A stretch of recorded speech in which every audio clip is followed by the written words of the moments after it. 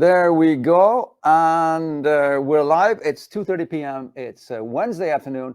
You're watching Innovation Fika with me, Donny, here live from Stockholm, actually live from KTH Innovation in Stockholm, Sweden. And as you know, Innovation Fika, every Wednesday, 2:30 p.m., I go live with my Innovation Coffee Break. Fika meaning coffee break in Swedish. And with me, I most often have an interesting guest, and we speak about interesting things. And we have lots and lots of interesting comments as well. So, and that goes for you out there, everybody watching. Don't forget the normal drill. As you come online, post who you are in the comments and ask your questions to us, and we will pick them up as we go along. So, and oh yeah, one more thing. Make sure to check out my down there YouTube channel, where all of the 125 previous episodes are recorded. I've been doing this for a couple of years now. And also my Medium channel, because that's where all of my my written content is. And of course, wonderful comments coming in already. David Eriksson, good to see you, David. Welcome aboard. With that, I will stop talking about myself, and I'll start talking about and with my guest today. Welcome to the studio, Niklas Modig. Thank you very much. It's wonderful to have you here. And as always, I will ask you the same question that I ask all of my guests. Niklas, who are you and what do you do? Who am I? That's a good question. I am married to Danielle, my lovely wife, and I'm father to River, 2-year-old daughter, and a father of Lennox, a hairy little dog.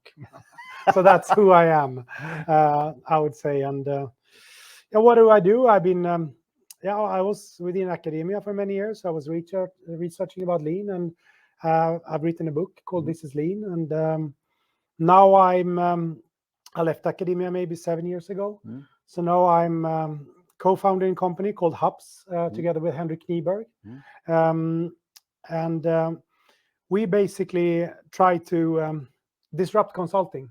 We have developed a platform that is basically the consulting part, and we fill that with different types of content. It could be lean, agile, and basically instead of having a management consulting team going in and helping out an organization, we instead train the manager to become that person, so he and she can drive the transformation by himself. So we give them different tools, both educating them and allowing them to train their team, but they are also able to do assessments, develop capabilities, drive some kind of improvement. So we try to develop self-improving organizations. That's the one, and that's comes to that.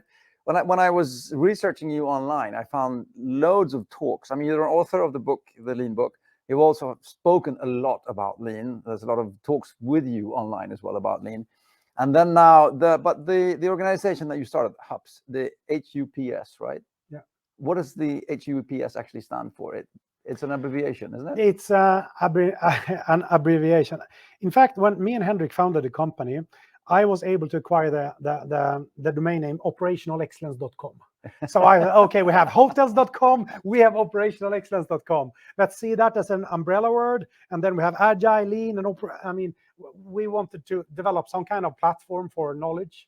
But it's quite weird to work for a company after some time. So where are you working? Well, I'm working for operationalexcellence.com. Here's Niklas for operationalexcellence.com. I mean, it doesn't work. So then we're like, okay, we need to have a company name. And then we developed HUPS. And we wrote all the words that we believe in. And human was there, upskilling was there, upscaling. And then all of a sudden in front of us was HUPS.com. And it was HUPS. So human upskilling and human upscaling. Yeah. Is basically what we stand for. Involve everyone and build the people. Yeah. And thank you. That was a very good explanation, because you actually mentioned a bunch of keywords that I want to come back to in our conversation. But I was checking online. We actually have loads and loads of people coming in. We have Vanti from Stockholm. We have Anna from, I don't know where she's from Oslo. We have from Tallinn, and again from Huskvarna. Look, we're all over the world. Well, all over Europe, at least. This is really cool. What was it? Hang on 1 minute. Okay, cool. There you go. Anyway, everyone, just keep adding who you are, and also questions as we go on. Jumping straight into questions here. What is a self-improving organization in your how do you define that?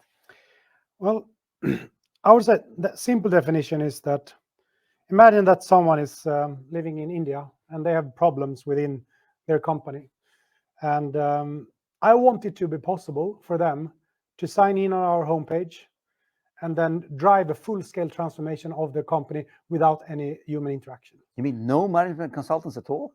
At all. I mean, I believe no, that... no offense to management consultants, but yeah. No, but I think that's good. But given how the world is working,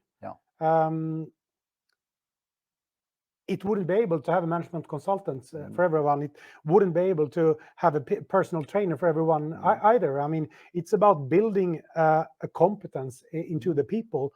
So I do believe that human interaction is the very core, but that's why we focus on making sure that it's the manager who owns the transformation. So we try to activate them and make sure that they own and lead and they drive the transformation. That's really interesting, because when I have previously worked with companies that say that they want to develop, be it leadership or be it people skill or whatever they want to develop, if you don't get if you're standing from the outside as a consultant or management consultant and you're sort of looking in, and then if you don't get the buy-in from the managers or the top CEO, it seldom really happens. Yeah. So I'm guessing also that you kind of also then address the fact of the company buy-in into the actual change process. Yeah, and that is probably the part where we do human interaction first to get the buy-in, because if we want a full-blown organization to start transforming, it becomes even more important to have buy-in in the whole top management team, and then make sure that they can develop buy-in among the managers. So that we haven't really solved, and we have had a very sales-led growth strategy. Now we are changing to become more product-led growth, and then we can't have an onboarding strategy saying that everyone has to be on board in the top management, because then we won't have any customers. So we will now start developing a much easier way to onboard, so we could drive the transformation from other parts of the organization. But that is, I mean, we have so long journey to go, but we are experimenting and learning all the time. So I mean, I can only say, I mean, I've been on not the receiving end of a process like that, but I've been in a number of organizations that are trying to transform or grow or fuse, and the classic thing of the fusion thing not working. And I've seen very many attempts that haven't been, really successful. Coming back to, you mentioned a bunch of words. Now before I come back, finishing my sentence, a bunch of projects that I've been in that have been successful. Are there any sort of key success factors that is, okay, if we do this, or if we don't do this, it's not going to happen, or you have to do this or it's not going to work? What, any sort of, No, I think I've reflected. I mean, I've been working with this type of transformation for 12 years now, and some has been successful and some have been disasters. And I've been reflecting, when does it work and when does it not work? And I've also been thinking about myself. I'm a middle-aged man. You go up and down in weight, and sometimes you want to be fast, and I like, I'm going to run, or I need to lose some weight, and so on. And I've always, like, the latest, I was a fitness instructor for many years. I was teaching step up and aerobics for 10 years. Then it was weight wasn't my problem, because I taught dance classes 7 times a week. But after that was 10 years, I got herniated disc. So I had to retire. And then I started to continue to eat a lot of shit. So I've always been a chubby businessman, as one Chinese guy in Thailand called me. You look like chubby businessman. And since then, that's my alter ego. Anyhow, so actually recently this summer, I was really fat. I was almost 100 kilo. My friend says, you're almost 0.1 ton. 0.1 tons. Thank you for that. Thank you for that. But it was actually 99 kilos. And today I'm 87. So that is 12 kilos. That's a self-improving organization here. No, but I think I love metaphors. Yeah. So I've been trying to lose weight the latest 10 years. Sometimes I manage, but this time was the easiest way. And it has also been the most successful way. 12 kilos in 8 or 9 weeks. So what happened? Well, first of all, it was my friend Ole. He's really good with health. He told me he is the founder of Naprapatlandslaget, the largest naprapat chain in the world. So he said, Niklas, you need to take care of your health. We were hanging out, and I said, yeah, I know. But and then he said, Niklas, I really mean that. And I said, yeah. And he said, okay, let me put it like this. River, which is my daughter, he said, Niklas, if I say that each kilo you lose, you get an extra year with River. I don't know if it's true, and that's not the point. But if it was true, would you be willing to take care of your weight? Call me when you have a yes on that question. And then the day after, I said, okay, I'm on. Tell me. And then he's a magical guy when it comes to explain. I mean, that was the why. Yeah, that was the why. Yeah. Then he came, well, what do I need to do? And he said, I have 4 doctors you always have to talk to every day. Dr. Diet, Dr. Quiet, Dr. Movement, and Dr. Happiness. So like Dr. Diet, how you eat, Dr. Quiet, how you sleep, Dr. Movement, how you work out, and Dr. Happiness. Are you stressed or are you a happy guy? Yeah. Because if you're not happy, you won't be able to handle these. Yeah. So he helped me to understand these 4 doctors. Quality is representative in all of them. Quantity is representative in all of them. For instance, food, quality of the food, quantity of the food, sequencing and proportioning. All these, and same with happiness. Quality, how happy am I? Quantity, sequencing, am I happy all the time? Or Dr. Quiet. Also quality, do I sleep good? So it was quality, quantity, sequencing, and proportion, and so on. So it gave me some simple assessments. And then I saw quite easily that it was a lot of disasters. But that was the know what, like what shall I improve? And then we said, okay, so what shall we do? And then I used different tools, because here it's the critical thing. First of all, my wife and I, she doesn't need anything. She's very, she's much more fit, and she doesn't need this at all. But I asked her, can we do this together? Because one thing was intermittent fasting. Also, if I'm going to work out, you know, if you're small children, you need someone to support, like take a jog, and so on. So it was a mutual commitment. That was the first thing. But then I started to think, well, how can I get real back? How do I know that I'm going in the right direction? Of course, I knew the KPI. What is my weight? 99. And then I bought this Whoop. So it gives me real-time feedback, how I sleep and how I work out and everything. And I also have an Excel sheet. I can show you here, but this is the way I measure. Okay. Here, I can post this later in your channel, but here is, I get points for how I work out. That's Dr. Movement, Dr. Quiet, how I sleep, Dr. Diet, and then Dr. Happiness. Am I stressed, and so on. So I measure everything every day, and this could also be automated, but it's also something that I get credit. Now I walk 20 minutes, and now I eat healthy, and so on. Almost gamification there, but part of it. Yeah, and do that every day. So it was some tools, some routines, some teamwork. So it was really like Ole came with me with the know why, the know what, the 4 doctors, and the know how. How shall I do all these things? And it has been super easy, and it's the first time I felt that it has been super easy. And I think if we take all these 4 doctors with a quality quantity, my main problem was quantity and food. I ate quite healthy, but I ate too much. And I've never thought about that. The intermittent fasting has been groundbreaking for me. This turned into a completely different 30 minutes, but that's okay. That's okay. But we're talking about the same things here. This is one of the few times I have become a self-improving individual. And I think the why is important. I think the what is important, and the how. And I think you could take that to an organization. That's a beautiful metaphor. I mean, I really like that. 100%. I'm 100%. And it's so, and then when you explain it as well, it makes so much sense. Yeah, I mean, because I think that the why, for instance, we have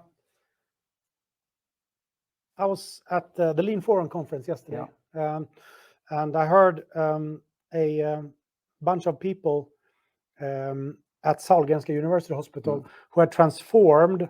I don't remember the exact name because it was a complicated medical term, but it's the process of taking care of a patient who have had a stroke. And they said that this transformation that they've done, we have shortened the lead time. They have been able, on average, to save 400,000 per person. Wow. And they have 300 patients per year. That is 120 million. I think that is also quite good. I mean, it's a money machine, but they say we don't see that money, but we're helping the society. So here it's quite easy to find the why. What do we need to improve? There we talked about money. It could be a breast cancer, like what we write in our book. If you feel a lump in your breast, I mean, how fast do you want the breast cancer diagnosis? Do you want it in 6 weeks or 2 hours? Here we have also a very, very clear how and why, I mean. So I think in organizations, it is the same thing. The only thing that you have to question is the unit of transformation was individual and maybe my wife, but what is the unit of transformation when it comes to company? Do they know that? Do they understand that? No, I think that unit of transformation could, for instance, be like management level. We need to transform the mindset of the top management or middle management or all our employees. Then that could be a typical top-down, or it could be the procurement department. Here, we will need to increase the productivity at the procurement department. Then it's a functional, or it could be the breast cancer diagnosis process. It's a cross-functional. So it's different unit of transformations. And I think that many times we talk about our organization as elephants, and we start somewhere in the elephant, but we haven't cut it up into pieces, into small unit of transformations. And I think one unit of transformation shouldn't be involving more than 10 people. Otherwise, it becomes too, maybe even smaller than that.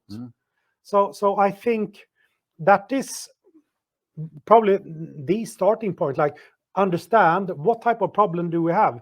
Is it an organizational problem? Is it a functional problem or cross-functional problem? And then it's the same. After you have defined that which is usually driven by a problem, like we have a problem of productivity in the procurement function, or we have too long lead time in this process, or we have... But Mike, I think the question I'm curious about is as well, that do they come to you and they say, we have a problem in our procurement organization, or do they say, we're buying the wrong stuff, or we're wasting too much money, or do they come to you with like the effect, and without understanding the cause, if you understand what I'm saying, and then you help them also identify the cause of, well, then you should be working on this. Yeah, I mean, first of all, we never say that, because then it's not self-improving. Of course. We can... Good point. Good point, Now, but some companies come with problems. We have problems in our supply chain. We need to shorten lead time, or we tie too much capital. We have our net working capital has to be decreased to 50%. Or like when we talked with Airbus, they said, we have a backlog of 11,000 planes. If you order a plane now, you will get it delivered in 11 days, and 11 years. So we are fairly interested in shortening the lead time so we can increase productivity. Our problem is that we have 60,000 suppliers. How do you change all that? So that is a big point of transformation. But I think there are many different angles. And what we try to do is, I mean, the know why, we can do e-learning. That's storytelling, metaphors. The know what is also e-learning, but that the know what we can connect with assessments. Of course. So then we can, once you understand the why and you understand the principle, then you can make self-assessments. And then the know-how. Then we have capability building programs. We have programs that, for instance, shortening lead time and so on. But you can't really start with the improving programs, because you have to understand the why and the what. Of course. Because it has to be built into the people. Of course. A good question here from Avanti. Self-improving, never settle. If we're always chasing improvement, are we always going to look further for the rainbow? Is it a stressing factor of always and never being content with where you are, or is it? I think that's what Avanti means. I mean, I think, are we searching for the big fish, or are we teaching organization to fish? I think that's the struggle, and I don't think being a self-fishing organization needs to be that you're always struggling. I think it's more of a dynamic capability. Yeah. And I don't think any organization have the energy to push all the time. Sometimes you need to slow down a little bit. So, because I mean, for instance, now I lost 12 kilos. It's quite hard. Even if I managed and it was easy, it's still quite hard because I always say, no, I'm quite boring. I don't drink alcohol and so on. Would I be able to do it the whole year? Definitely no. During Christmas, I want to eat and drink and chill, and also during summer. So I think it's about finding the balance. And did I have a problem? Yeah, I was fat. Then I have the drive, but now I'm starting to feel it. Yesterday I go, oh, Niklas, you look a little bit skinny. I mean, it gives so much energy. It was a long time I got that compliment. And then maybe you can chill down a little bit. But sometimes then you think it's pushing the gas and braking, and that's individual and it's according to circumstances.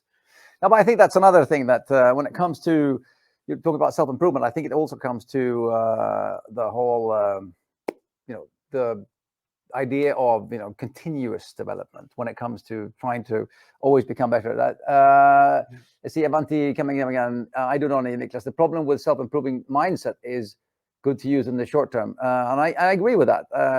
And coming back to what you said about Christmas as well, it's all about the balance as well, finding a balance, and then knowing when you need to do something. I mean, as the old saying goes, it's not what you eat between Christmas and New Year, but it's what you eat between New Year and Christmas. I had another question here from let's see, two questions here from Martha. How does HUPS work? How is your business model? You sell services, trainings, etc. And then she asked her own question, saying, so your support is for managers to understand the what and the why. But I think you have a platform, don't you? We have half of our company are developers who have a platform. Many people look at platforms as LMS, I mean, learning management system. Our vision is to develop a TMS, transformation management system. New word, TMS. So it's not only learning, because if the unit of transformation is an organization, learning doesn't give us more than a little bit self-fulfillment. We want to improve. So that's why I feel that learning management system, it's great. But if we want to drive transformation, we need to do much more than train. So at that platform, we can train managers or everyone. We can do assessments depending on what we want to improve. We can train capabilities by giving instruction. If you want to develop, for instance, continuous improvement, we show you, help you, who should be in the improvement meeting, when shall you do it, what is the agenda, and so on. So it's developing tools and routines, and sometimes it's very concrete. We need to increase quality. Then we have the best practices to include. Well, there's been a gold mine of really cool, good reflections here. You talked about why, what, and how, and then you talked about the four different. You talked about, was it quality? Dr. Diet, Dr. Quiet, Dr. Movement. Dr. Diet, Dr. Quiet, Dr. Movement, Dr. Happiness. Dr. Happiness. But you spoke about four other ones. You said quality, quantity. And that's within quality, quantity, sequence, and proportion. Sequence and proportion, exactly. Or balance. It's like sleeping is not good if you do it 16 hours every day. Of course. I'm looking at the timer. It's 14:54. It's the world's fastest half an hour. I always say this. And we have Niklas's top 3 tips, as our guests always share some top 3 tips for us, all of us that get to spend time with our guests, and also afterwards in the recordings. So we can, in a short way, what we've been talking about. But let's talk about Niklas' top 3 tips here. We're talking about the question of discover your unit of transformation. Could you elaborate on that one? I mean, in academia, you talk about unit of analysis. And I think when it comes to business development, what is the unit of transformation? And I think we mix that up. Either it's the whole organization or it's an individual going to a course. But I think if we want to create self-improving organizations, we need to find what is the problem and what is the problem connected to. For instance, supply chain, that's a cross-functional flow. Well, what is the flow unit? Well, it's a spare part. Or what spare part? And where is the flow? Okay, here then we have the unit of transformation. It's the spare part flow. It starts here, it ends here. Which stakeholders are involved that can actually change the flow of the spare parts. That is the unit of transformation. Here we have a cross-functional unit of transformation, or it could be, well, it's the forensic unit in Skåne making autopsies. Then that forensic unit had too long lead times. That was the whole unit, but it was many different parts of the autopsy, the medical assessments, and a lot of different parts. So what is the unit of transformation? I think it's very critical to have, as it important is in research, Yes. what is the unit of analysis? What is the unit of transformation? And it's definitely not start with a big elephant. No. And I think that's a mistake. You talked about the elephant before as well, but I think that's a mistake. You said that people, they go straight to the how without understanding the why and the what before as well. Very good, very good. Second part then is human upscaling. So what are we with this? No, but that is my insight, that if we want to develop a sustainable change, for me, human upscaling is to involve everyone. There's so many transformations that have lean experts or agile coaches, or it is like, well, this is your area, you're the Kaizen manager or whatever it is. For me, it's about building the people that is in the line organization, and that means that we need to involve all managers and all employees. But given then human upscaling, if our unit of transformation, going back to the supply chain, and we have this spare part, well, how can we involve everyone within that? Because if we don't involve the system, I mean, lean is based on system theory, or agile, any of these improvements, it's based on system theory. If we don't involve the system, it will become a very fragile transformation. So human upscaling for me is actually to make sure that everyone is involved, and involve them in a way so they say, yes, I'm all in. And if they don't say, yes, I'm all in, ask them, what shall we change? So you become, yes, and all in. And upscaling isn't the same thing as human upskilling, which is the last one here as well. That's basically also how, when you involve everyone, what you mean with involving. Shall we only train people, or shall we have them doing self-assessments, or shall we have them coming up with what is the best next improvement initiative? Shall we have them implementing the improvement? There's so many layers of involving. Just informing them, it's not really to utilize the competence and know-how of people. So for us, it's real upskilling. It's, of course, it's just a word, but it's making best of each individual, so we can utilize their experience and their knowledge to the best, and have a mindset that everyone has something important to come with. I have this is a theory only I have, that very many, I'm talking about large organizations now, they have an incredibly untapped pool of competence within the company that they are not accessing. And when it comes to upskilling within a company, they should be able to do a lot more within the company. It's a treasure. Yeah, and that we can do that. That's another another 30 minutes when we're talking about upskilling. But anyway, it's figuring out what is a unit of transformation, getting people involved, which is the upscaling, and then that can affect that unit of transformation. And then when you've got them involved, then give them the competence and utilize their competence to do it. That's an ABC for you people out there of how to do it. Perfect. Let's see, a couple of comments here from the audience. Really interesting concept. Thank you for that comment, Masha, as well. With that, it is 14:59. We're actually on the nose, almost 3 p.m. Thank you all for watching. Thank you, as always, for everyone for commenting. And Niklas, thank you so much for coming. With that, I will say thank you, everyone. Wednesday afternoon, 2:30 p.m. Innovation Fika. You know where to find it. I'll see you next week. And thanks, everyone. And thanks, Niklas, once again. Bye.